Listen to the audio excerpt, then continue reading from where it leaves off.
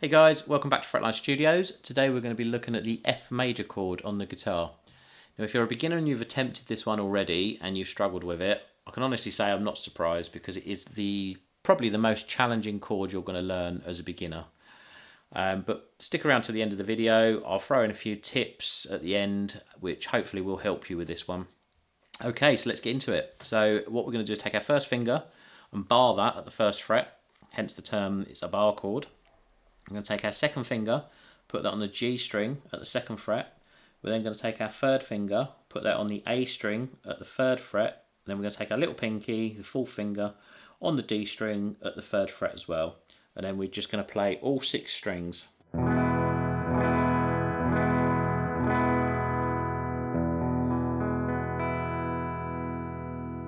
And that is your F major chord.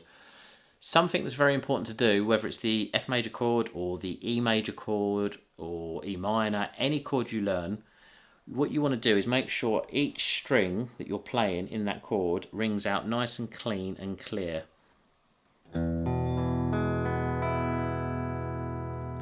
Just like that. You don't want any muted notes, anything like that, because that means something's not quite right.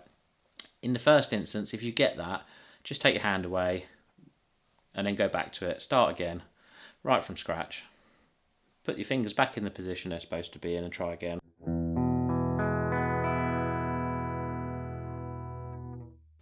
Okay, so tip number 1.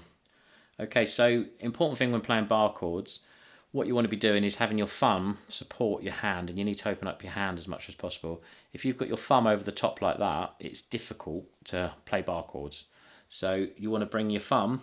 If you've seen my B major chord, you know my easy way of doing this. Thumb up, just bring it down behind, somewhere around the fret there, something around the second fret.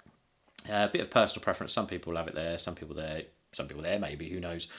And then basically all you're going to do is open your thumb out, and then you're going to pivot your hand at that joint there. So your thumb's still facing up, just like that. And what that does, it opens up your hand, means you can stretch it a lot easier, and it's a lot easier to play bar chords.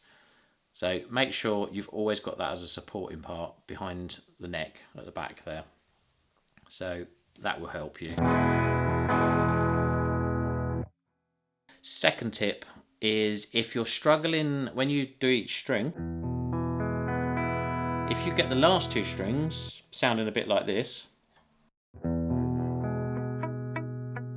like that bit at the bottom there, something's not quite right, it's normally because your knuckle is sitting just here. And your knuckle creates a sort of like a soft point almost there for it. So what I suggest to do in that situation is, if you watch my first finger, you just bring your first finger up a little bit. So your other fingers are staying in the same place, but then your knuckles moved up. So it makes things a lot easier for getting those 2 bottom strings to ring out clearly there. Nice and easy. Okay, another good tip. When you're playing a bar chord, generally what you start doing is having your finger sort of straight. But what you want to do is just bring your elbow in. You see how my elbow naturally comes in? And what that does, it pivots your finger sort of round slightly like that. And then that way, it just creates, it means that you're playing on the harder bit of your finger, not the softer bit of your finger.